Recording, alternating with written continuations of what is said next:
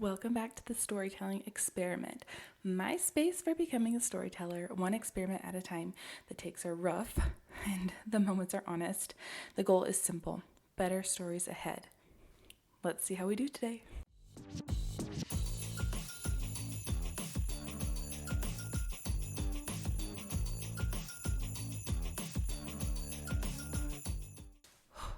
You guys, I actually have the craziest story for you today. Well, maybe two stories. We'll see. The craziest thing happened. I was at this event, and at this event, I actually ran into Jeff Probst, which is like so wild because, hi, Survivor superfan, I'm obsessed. And I love Jeff Probst. I love him. So immediately I'm like, I need to go talk to him and like shoot my shot because obviously I want to be on the show. So I walk over to him. My dad's there talking to him first, which is so weird. And then I kind of like butt my way in and I'm like, hey, Jeff, like, let me chat with you for a sec. And I kind of tell him a little bit about me and he is interested. And he's like, you know what? Actually, we have a spot on the upcoming season. Amazing. So he immediately gets in contact with other producers. I get interviewed, blah, blah, blah. Long story short, I end up making it onto the show. Okay. Amazing. Dreams coming true. I get to Ponderosa. This is the place where all of the players go before the season starts. Apparently my dad is working for the show now too. And all of a sudden I realized that I am 6 months pregnant and I shouldn't be on this show if I'm pregnant. And I hadn't told Jeff that I was pregnant. And so I'm rushing around.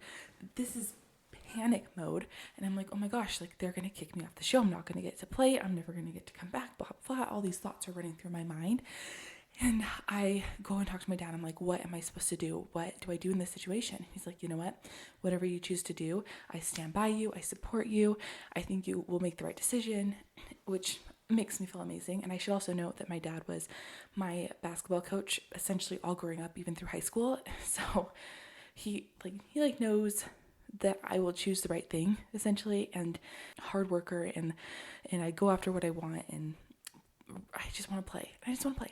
I'm like, okay, well, I need to find Jeff. And so I'm searching around Ponderosa. Eventually, I find him in his office. I go and talk to him, and I'm like, hey, Jeff, listen, I forgot to tell you that I'm actually 6 months pregnant, and I don't know what the policy is. Like, do you let players on that are pregnant? And he looks at me and he's like, you know what? Literally, we're starting the game tomorrow. Let me go talk to some people and I'll get back to you. So I go and I'm just kind of sitting. All these thoughts are running through my head. He comes back to me and he's like, I just talked with the medical team and they have a plan and we think it's okay. Which is wild. That's wild. So I'm like, okay, great. Like, what is the plan? He's like, we're just going to give you some vitamins that you can take daily, like a pill and this like shot that will help so that make sure like baby stays good, whatever, while you're in the game. And I'm like, okay, amazing. So then I go on to the game of Survivor. No one knows I'm pregnant because apparently I'm not showing. And I get all these stinking advantages because I'm getting these vitamins and this special whatever shot that is supposedly helping my baby and me to continue living. And then eventually, I don't exactly know what happens, but eventually I'm sure I get kicked off the show, the island. I'm sure they vote me off, is what I'm saying, because I was just whatever. I don't know the reason why, because here's the thing. I woke up and I realized that it was a dream. And honestly, thank heavens that it was a dream, because how dumb would it be for someone to be pregnant and go on to Survivor where you're not eating and you're doing all these physical challenges and living amongst the elements and high stress? It's so dumb. I cannot believe. Okay, but I am 6 months pregnant. So I'm having all these vivid dreams, right? So in the night, I literally feel like this has happened to me. And then I wake up and I'm like, whew, I'm so glad that did not happen in real life. Not that I actually think that it could happen in real life, because that is crazy. But yeah, that was kind of fun. So now I feel like I know Jeff, and well, I already did because I just love Survivor. But now I feel like I have this close bond to Jeff Probst. And yeah, that was fun. So at least in my dreams, I got to play Survivor. We'll see if that ever happens in real life. Okay, jumping into today's story. I feel like because it's almost Christmas, we need to be Christmas themed, right?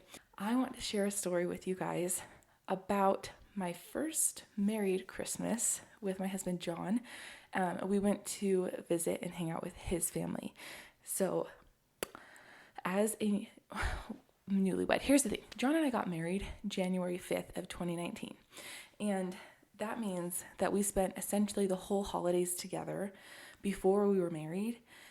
And then a year later, which are you still a newlywed when it's a year later? I don't know. I don't know when the cutoff is. It's like with puppies, like when is a puppy not a puppy anymore? Or when is a baby not a baby anymore? And I don't know. I don't know what the cutoff is. So in my head, I'm like, we're still newlyweds. So we go to his parents' house to stay for Christmas. And I'm like, we need to do something special to make it fun for Christmas. And also because we didn't get your parents a gift. So we need to have something. We need to have something. And I feel like this is such a guy thing where the guy's like, I'm not going to get them a gift. So me as the new in-law daughter, I want to make a good impression. And so I'm like, oh my gosh, I have the best idea. Let's make these really cute applesauce cinnamon ornaments. They smell amazing. They make the house smell amazing. And they last for years. So they're so fun. They're super easy. It's literally just like applesauce glue and cinnamon, I think. I'd have to go look at the recipe now. But my aunt had just posted about them on Instagram, and I had made them, I don't know, before. I had made them before at some point. So I felt confident that I could make these applesauce cinnamon ornaments with my husband and his mom, and it would be this lovely experience where we're all just bonding together and singing Christmas carols and whatever I had in my head. Okay. The idealistic Christmas, the Hallmark Christmas as a newlywed couple with the in-laws. Anyways, we got all the supplies for it. I think we got way too much glue and not enough cinnamon. Honestly, I don't fully remember the details because this was like 6 years ago, I guess, 5 or 6 years ago. So we start making it. I think I know the recipe. And so I just start putting ingredients into the bowl and mixing. And it's either way too soft and like sticky, or then it's like way too crumbly. So there was like, I was not getting this balance right. Eventually we run out of ingredients. I am pissed at this point because I really wanted to make this special memory with my mother-in-law. And I don't do well initially when I'm struggling at something. Like mentally, I do not do well. So I'm like completely shutting down and getting kind of irritable. That seems obvious, but like snappy. I'm getting like snappy with John, and I don't know how to handle it because I don't want to embarrass myself in front of my in-law, but I'm also completely shutting down. So eventually I just say, you know what? I have to go. And so I leave and I go into the bedroom and I just take a break. I look at my phone. I had done the recipe completely wrong. Of course, obviously, because I couldn't get the consistency right, but I looked at it and I was like, holy cow, I used way too much glue. Then we did not have enough cinnamon and whatever. So I was in the room, checked out, done, not going to participate anymore. And my husband is like, okay, I guess I have to make the best of this.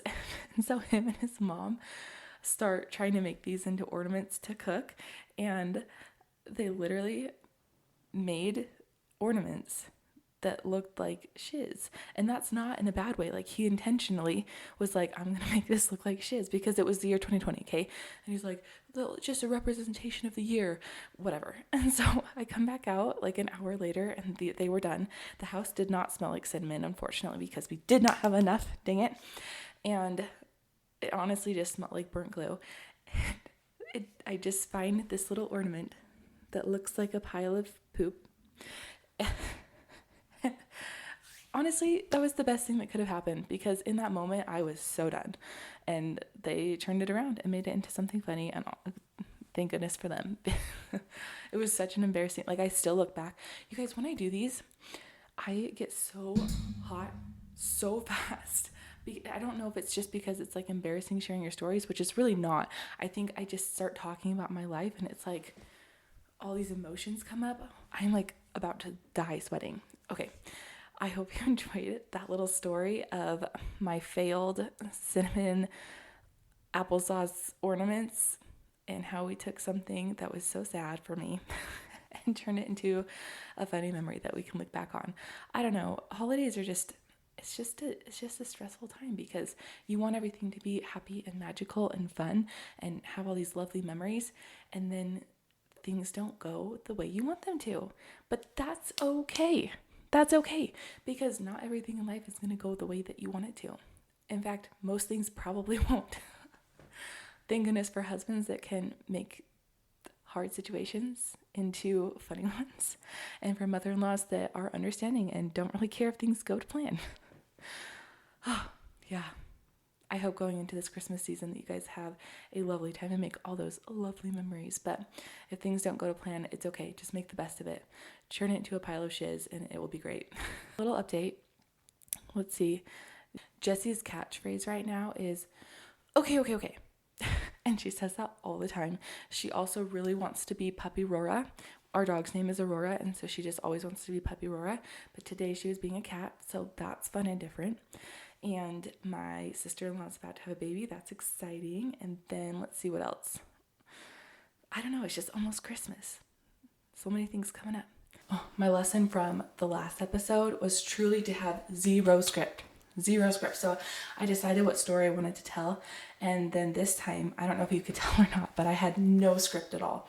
And I don't know if that's going to be better or worse. Like, it's better flow-wise for me, but I don't know if it's better in the overall telling of the story and quality of the story, because I didn't even give myself bullet points. I was like, this is the story I'm going to tell. Let's just go with it. So hopefully that worked out in today's experiment. I guess I will see when I'm editing this. I will catch you guys in the next episode. Thank you so much for listening to the storytelling experiment. Real stories, rough takes, and better stories ahead. I will see you guys next time.